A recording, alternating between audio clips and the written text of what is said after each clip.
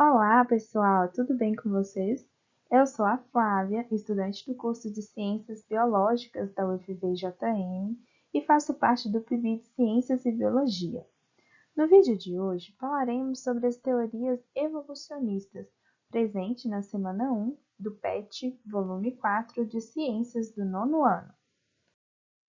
Nossa unidade temática, de acordo com a BNCC, é Vida e Evolução, e nosso objeto do conhecimento é hereditariedade, ideias evolucionistas, preservação da biodiversidade.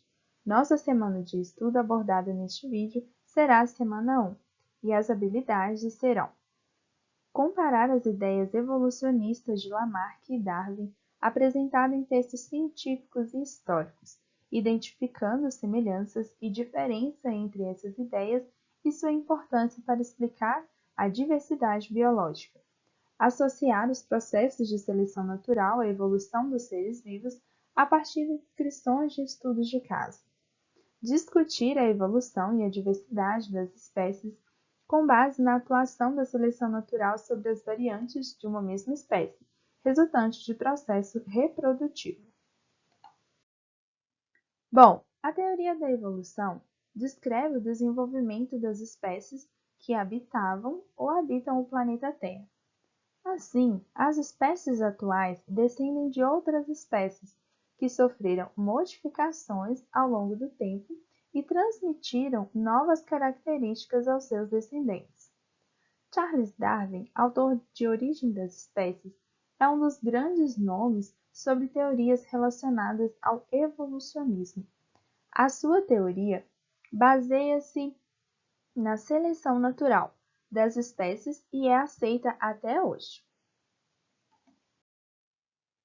Até o século XVIII, era bem defendida a ideia do fixismo, ou seja, a ideia de que os indivíduos foram criados e não sofreram modificações através do tempo, apresentando as mesmas características desde a sua criação até os dias atuais. Entretanto, com o conhecimento dos fósseis e o desenvolvimento da anatomia e embriologia, surgiram as teorias evolucionistas, que defendiam que os organismos sofriam sim mudanças ao longo do tempo. Mas afinal, no que se baseia a teoria evolucionista? Bom, as teorias evolucionistas afirmam que ocorreram mudanças nos organismos ao longo dos milhares de anos do planeta. Essas mudanças podem ser vistas, por exemplo, em fósseis de organismos que hoje não são encontrados mais na Terra, mas que possuem grandes semelhanças com organismos atuais. Todas essas teorias evolutivas existentes falam em mudanças, diferenciando-se apenas sobre a forma como essas mudanças ocorreram. E quais são as principais teorias evolutivas? Bom, entre as teorias evolutivas existentes, algumas merecem destaque: o lamarquismo, o darwinismo e o neodarwinismo. Bom, o lamarquismo foi uma das primeiras teorias que explicou a evolução dos seres vivos. Ela foi proposta por Lamarck, que, para explicar a evolução, sugeriu duas leis: a lei do uso e desuso e a lei dos caracteres adquiridos. A lei do uso e desuso explica que quando um organismo utiliza muito uma determinada parte do seu corpo, essa parte desenvolve-se mais que outras, e aquelas que não são utilizadas atrofiam-se. A lei da herança dos caracteres adquiridos, por sua vez, afirma que características adquiridas durante a vida podem ser transmitidas aos seus descendentes. Porém, ainda não era o suficiente para poder explicar a evolução das espécies. E apesar dos erros, Lamarck tem seu mérito, pois introduziu a ideia de mudança que ocorre nos seres vivos para a sociedade. O darwinismo reúne as ideias evolucionistas propostas por Charles Darwin. Segundo esse pesquisador, as espécies modificam-se ao longo do tempo em virtude da seleção natural.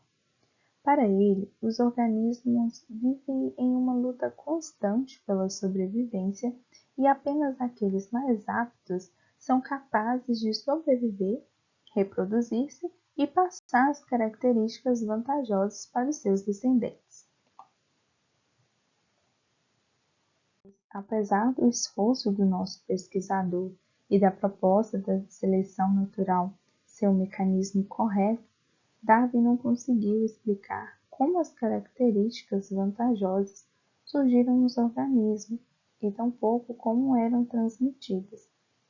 Sendo assim, essa explicação não foi possível, porque não havia, na época, conhecimento sobre genética. Então, enquanto para Darwin a evolução ocorre através de uma seleção natural que permite uma mudança gradativa das características do indivíduo, a teoria da evolução, proposta pelo neodarwinismo, inclui a recombinação genética e a mutação. Também conhecida como teoria sintética da evolução, o neodarwinismo é um aperfeiçoamento dos conceitos desenvolvidos pelo naturalista Charles Darwin, que carecia de algumas explicações, entre elas, por que alguns animais da mesma espécie tinham a pelagem mais clara e outros mais escura.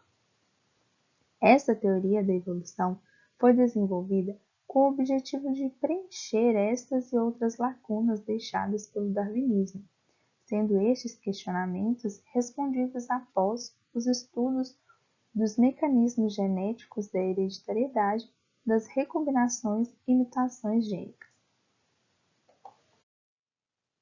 Mais tarde, essas dúvidas foram sendo esclarecidas por meio dos experimentos feitos pelo botânico Gregor Mendel, que realizou diversas experiências a partir do cruzamento de plantas, sendo o mais famoso experimento desenvolvido com as ervilhas, que deu origem às leis da segregação dos fatores e da segregação independente.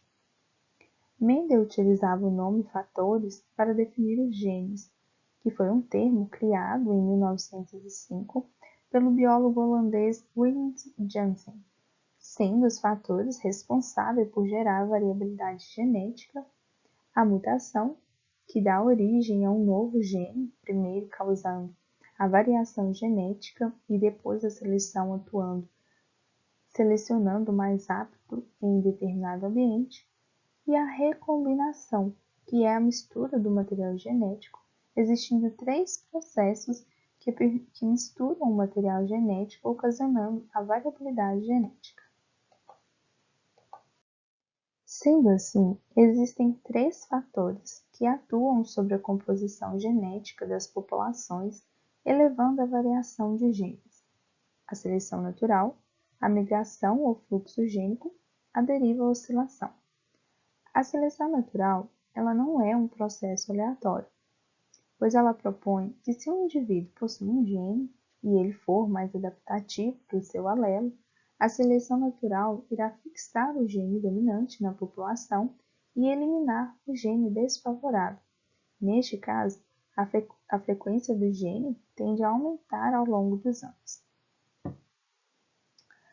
Já a migração ou fluxo gênico, ela ocorre com a imigração ou emigração de indivíduos para outros locais. Essa mudança pode levar à variação genética, mas, no entanto, quando a frequência das migrações são elevadas ao longo de muito tempo, a variabilidade genética diminui. Deriva ou oscilação gênica é um processo aleatório. Nós podemos tomar como exemplo os casos de desastres naturais, como incêndios florestais ou tsunami. Estes fenômenos podem ser responsáveis pela redução de uma determinada população, onde ao acaso eles são selecionados, podendo inclusive ocorrer o risco de extinção. Bom, pessoal, por aqui nós terminamos nossa temática sobre as teorias evolutivas. Se inscreva no nosso canal, ative as notificações, curta e compartilhe o nosso vídeo. Segue a gente lá no Instagram também, FIBIT Ciências Biológicas, UFVJM. Um abraço e até a próxima!